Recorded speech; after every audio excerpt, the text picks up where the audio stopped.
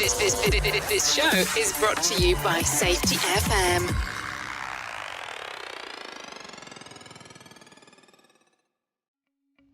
Welcome to Unapologetically Bold, I'm Not Sorry For.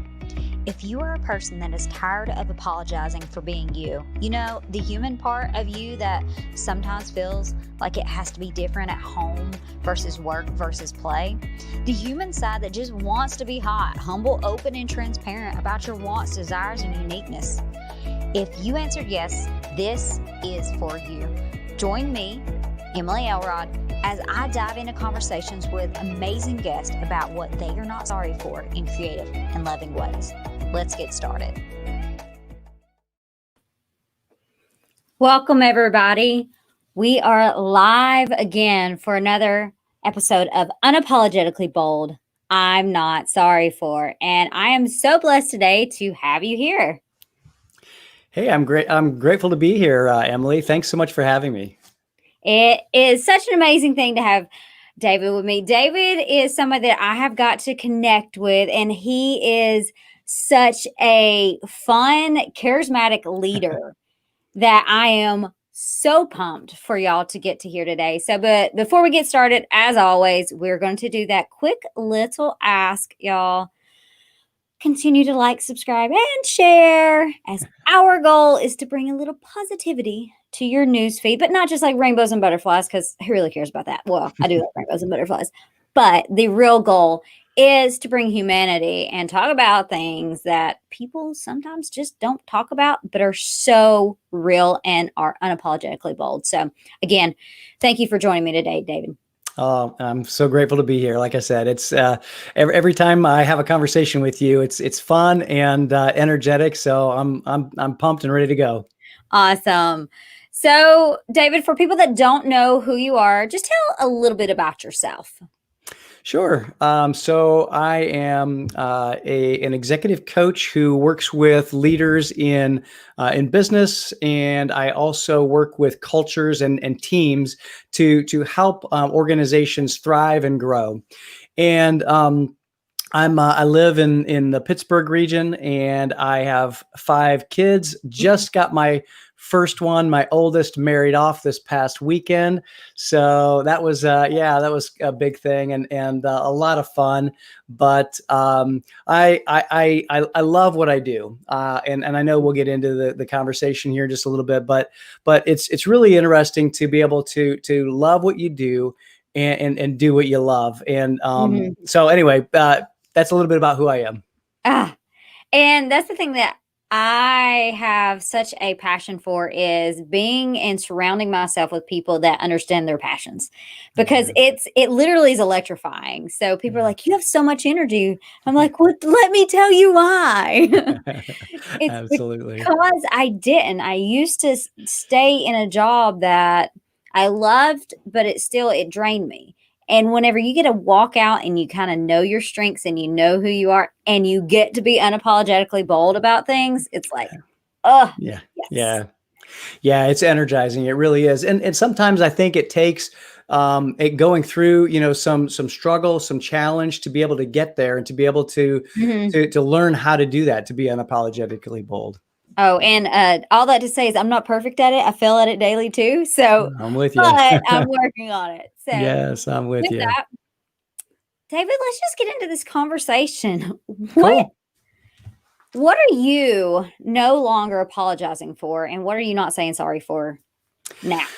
Yeah, so I'm not saying sorry for leaving my job, and it was a job that was it was actually part of a startup company. We grew incredibly fast.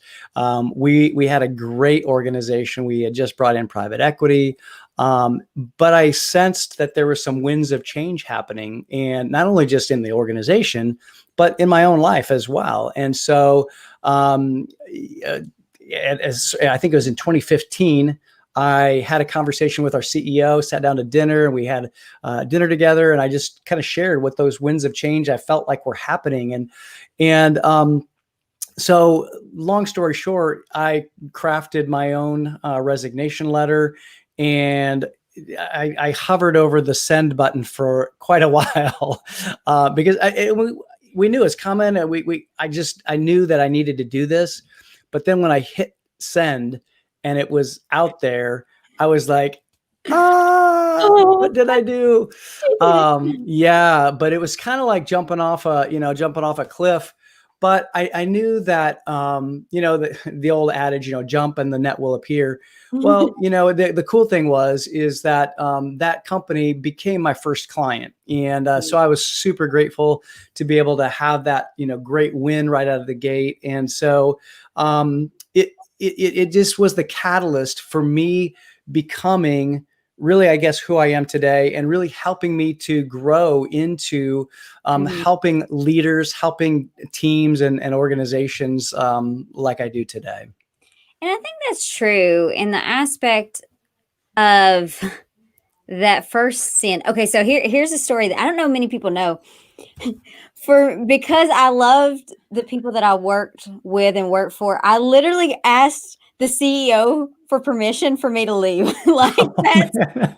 I was like, this is what I want to do. I think of you so highly. And Jeff Myers is his name. And he's still the CEO. And I went to him and I was just like, oh, I was like, and knots in my stomach. And said, and here's the cool thing is, because somebody recommended me do my journey, like journal it, but I did it because my brain goes way too fast. I journaled it on my phone.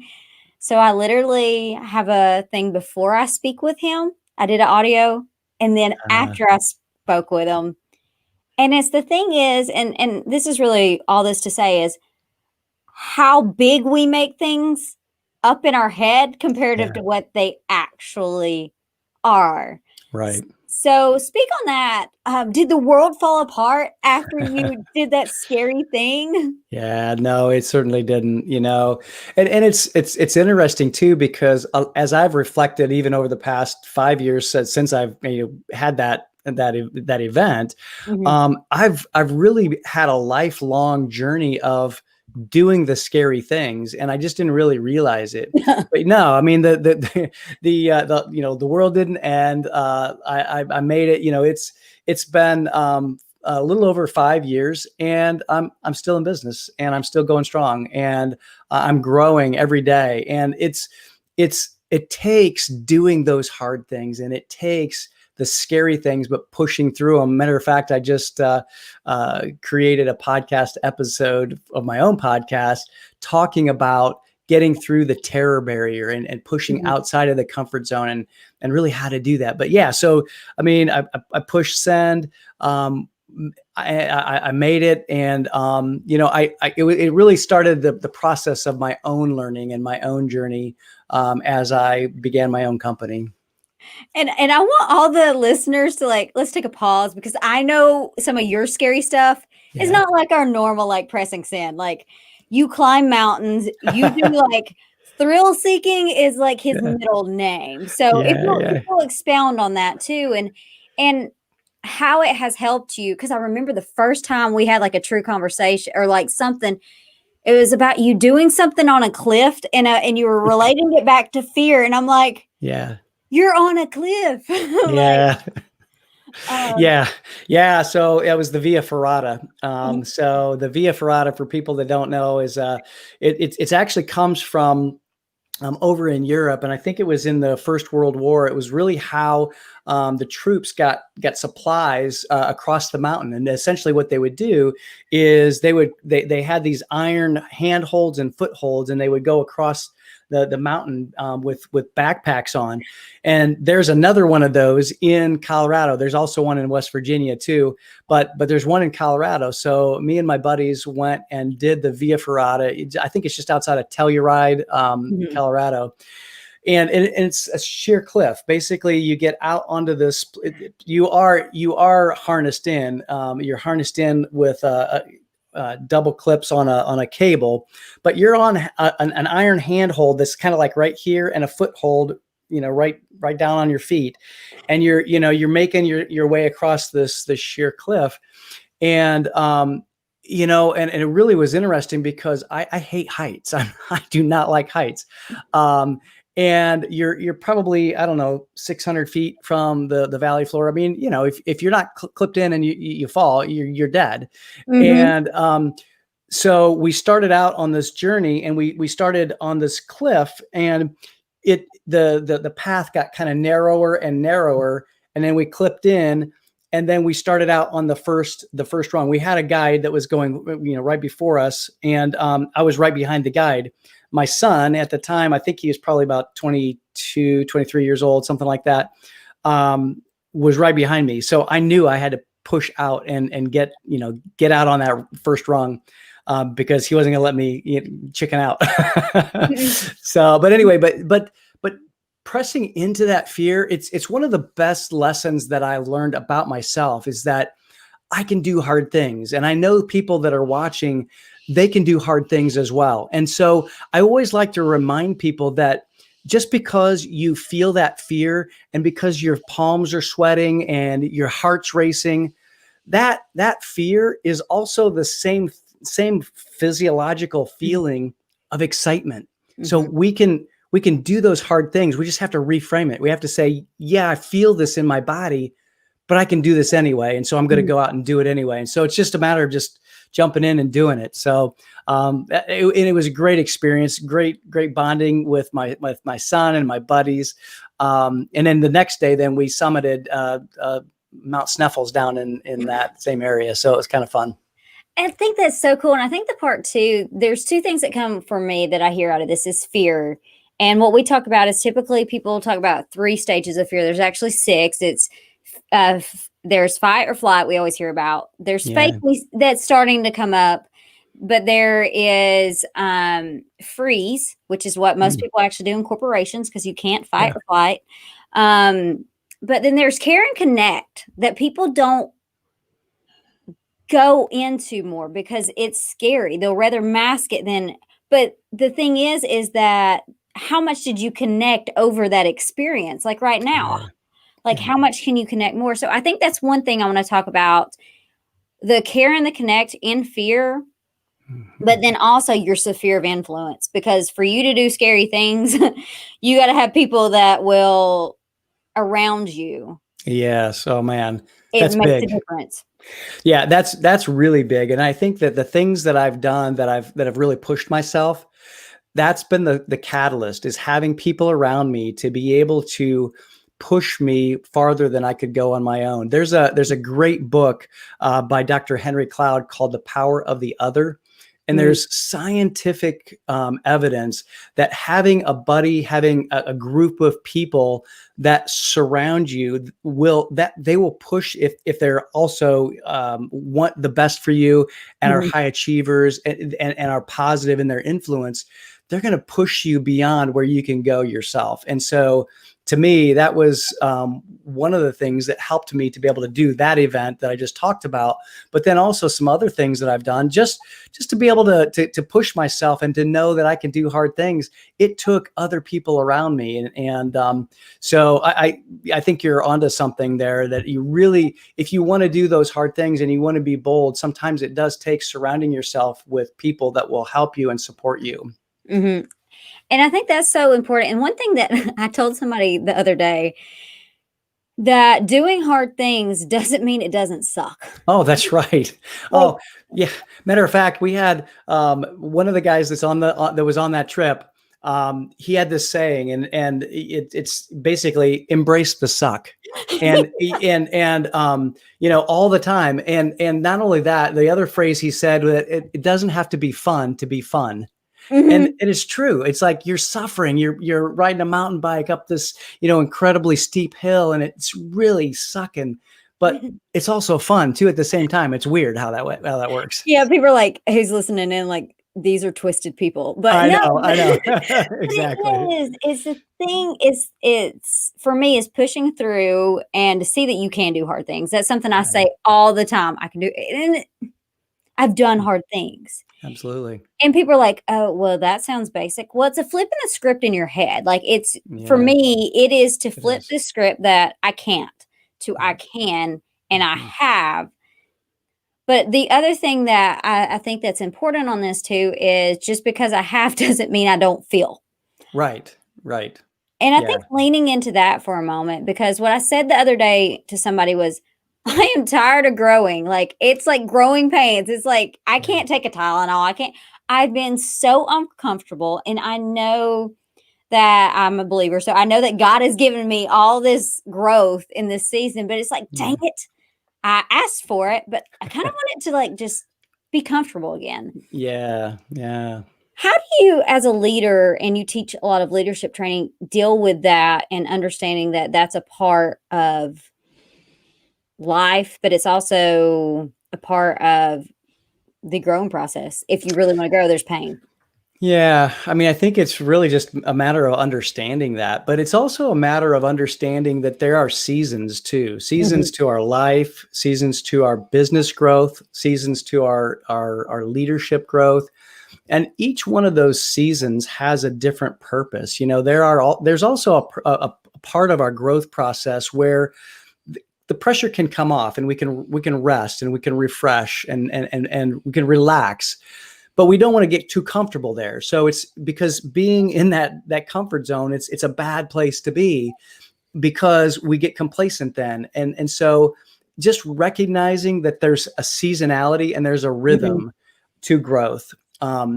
It's just a matter of, hey, look, we're going to have a little bit of discomfort here, but then I know that on the other side of this, I'm also going to have a little bit of time where I can kind of like look around a little bit. And that's part of the growth journey too, is being able to understand and kind of like, Ferris Bueller said, hey, life goes by pretty fast and you better look around every once in a while. So, yeah. And how would you factor in your own well-being into this? Because I feel like I cannot take as much. It's not punishment, but it's like that thing. It's how can it be fun, but not fun kind of style, without my own well-being coming into play. How did that affect you, or what did you have in place so that you had additional confidence in your ability to press send? Yeah. I really think that, first of all, I'm a person of faith as well. So I really felt like God was really telling me that this was my next step. And at the same time, too, I had other people in my life who were speaking into me, and I had mentors who I was, listening to and working with. I had a coach. And so that's one thing. But I also think that just having the confidence, I guess, to be able to look at my past and know that I've gone through some other hard things, that just seemed to be the thing that helped me to push send. And I will tell you too, my wife is super supportive. She is, an amazingly supportive wife. And she was the one too that was cheerleading me. She said, David, I know that this is what you're meant to be. And so, that helped. That helped press send. And I think that's true in listening to those people, because sometimes I was listening to something the other day, and it's like sometimes people will speak life over you or speak or mentor you, but you're so possibly offended by the change in the season that it could bring you that you don't listen or you don't hear it out. And how many people that it took COVID to be able to press send? Yeah. Because they finally are tired of taking or putting up with some of the junk that they put up with.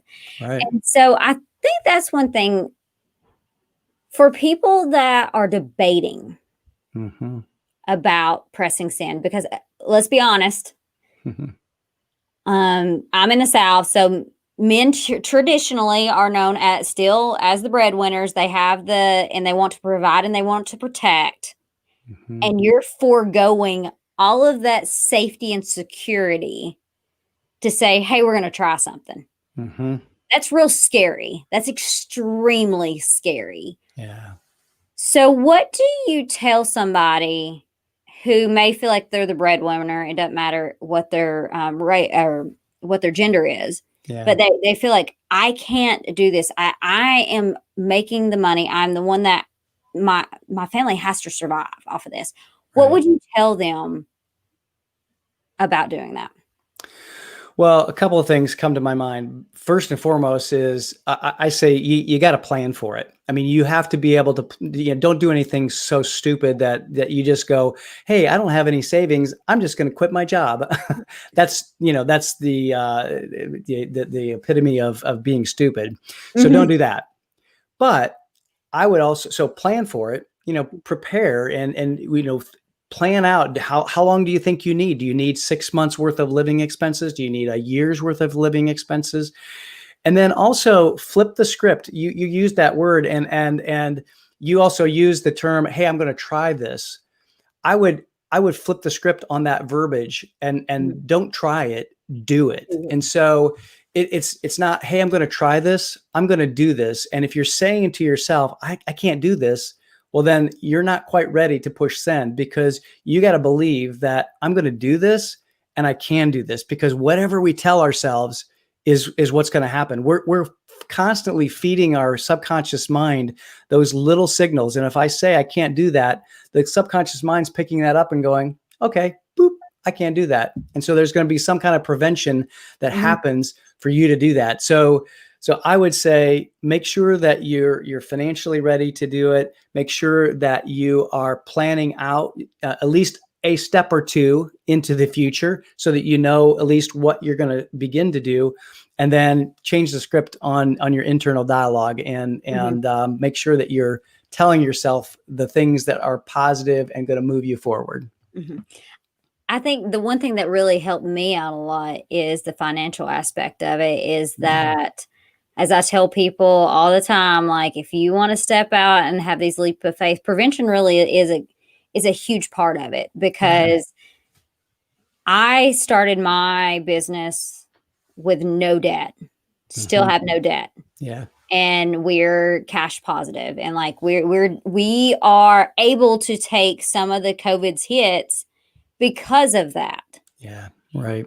And the amount of stress that I don't have to worry about. I can still feed my people's family. Like, I can still care for. That's huge. So huge. That in itself, I please. And I always say that financial well-being is not just a wellness thing, it's a safety thing as well, because in the aspect of safety, you can see where the claims happen when people work extra shifts just to make all this money come Christmas time. It is if you're a nerd, look at the claims on that starting September in your past.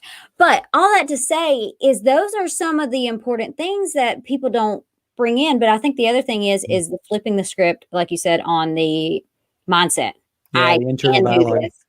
It's so true. One, physiologically, you will start, like you said, you're going to start secreting things that will make you basically stop. And you're like, oh, okay, see, here's the reason why I can't do it.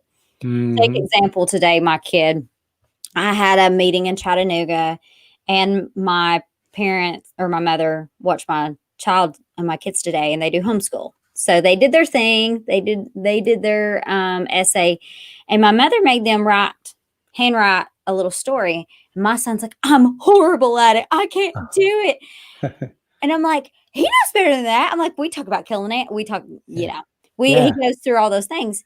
But the thing is that he still believed he couldn't do it. And I told him, you can't. When you don't think you can do it, you won't. You won't. That's exactly right. It sounds like this crazy talk, but your thoughts lead your feelings, which lead your actions, which lead to your behaviors. Yep. Your thoughts start it all. And so I love that you talked about that. And I think it also cues to, if you guys are watching this live, if you're listening to this, behind him, there is a sign that says play like a champion today. Yeah. and I think that's so important too, is every day go out, and I always say be a gladiator. I love Shonda Rhimes and some of the work that she does. So just go be a gladiator so that you have the confidence to press send. And I think that's one thing I want to talk about next is confidence. Yeah. There's a lot of people that it took me, and I still struggle with confidence at times, lacking confidence in the power of confidence, but not confusing it with arrogance. Right. I think is a huge thing. So talk about that for a minute. Yeah, I think that, and actually, I think that by doing hard things, it builds your confidence, because you can look back and say, look what I did. Mhm. And that really helps. The other thing that I always bring up when I talk about confidence is, you've probably read the book Presence by Amy Cuddy, or you've heard her TED Talk, haven't you? Oh, it's awesome. But she talks about, power poses and how our body is, can trigger our mind. And so she talks about, the Superwoman pose or the Superman pose, and being able to do those things that will trigger the internal feelings, because our body has to start. I mean, that's where everything starts, so create the power pose, whatever you have to do. I know that like Tony Robbins will talk about, jumping on a trampoline and getting your body moving a little bit. That begins the endorphins. It begins the chemical reaction. But I think that there's a lot to that really people don't understand. And I just remind people that if you're going into a season where you're going to push send and you're going to do something really bold, you're going to have to do that over and over and over again. And you're going to have to really make your body do some things to be able to help you feel that confidence, even when it's, technically not there. You're going to have to manufacture it. I agree. And that's Mike had a comment that says, be smart, but be confident in your real abilities and real drive. And I think that's another key, is that you have to know who you are. Absolutely. You have to know your strengths. Yeah. You have to know your weaknesses. Yeah. Because for me, I knew what I found is a lot of really high performing type A people have a lot of high strengths, but that also means that they have a lot of weaknesses. Yep, absolutely. And so that sphere of influence is so important to have. And so for me, my team is totally opposite of me. Absolutely opposite of me. And here's the reason why. Because I know what I'm good at and they know what they're good at. And when we come together, we're amazing. Yes, absolutely. And people are like, wow, you said that so confidently, because I know it. Like, right. I know it. I know it deep down, and I've seen actions and I've seen it happen time and time again. And here's the thing, even when they don't believe in their confidence and their abilities, I know it. Yeah. And that's the thing, again, going back from the beginning, to be able to press in. You have to know yourself, but I think also too, your sphere of influence, like you said earlier, the people you are around matters a ton. Absolutely. Yeah. Couldn't agree more. And I think that too, you brought up a really good point, Emily, and that is surround yourself with people who are strong where you are not. And that's huge. And honestly, I've just been learning this really over the last couple of years, because I'm building my team, and it really is super important. I know where I'm strong, but I'm also learning where I'm not. Yeah. And my team is telling me that too, which is okay. Yeah, that's a good thing though, that they actually tell you. So anybody that's listening, and if you're a leader and your team is not telling you, here's your sign. Right. 1, you may not be asking. 2, you might not be looking. So those are some 2 keys on that. So I know we're right around our end time. For anybody that is listening that has apologized for doing something hard, like pressing send on that email that could end your or that did end your employment, what would you tell them? Yeah. So recognize that fear is sometimes good, and sometimes it holds you back as well. And so take time to understand what kind of fear you're having. And are you asking yourself some questions? Am I prepared? Am I ready? Do I know what my next step is? And so I would just say, recognize that fear and then be able to step into it and do it anyway. Yes. And I think that's amazing. And people hear this and they're like, they might be like, this is floofy again. This is not so. Try it. Well, as he said, do it. Actually do it on something that because here's the other thing. I know we're a little bit over, but it's okay. It's my podcast. I get to do what I want, right? You can do what you want. Yeah. But people, you knew that you could do it. Right. When you press in, you knew it.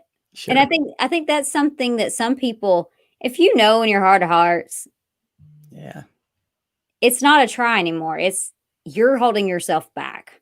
Right. Do Right. it.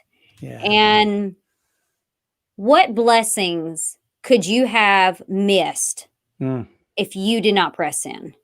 Oh, well, let me, you care if I share for just a Oh, second? yeah, Because yeah, I can just talk for just a minute, because one of the things that I would have missed, in my prior role, I was traveling an awful lot, and I could have missed, and I would have missed being able to be with my mom for the last 14, 18 months of her life. She got brain cancer, and she had a tumor.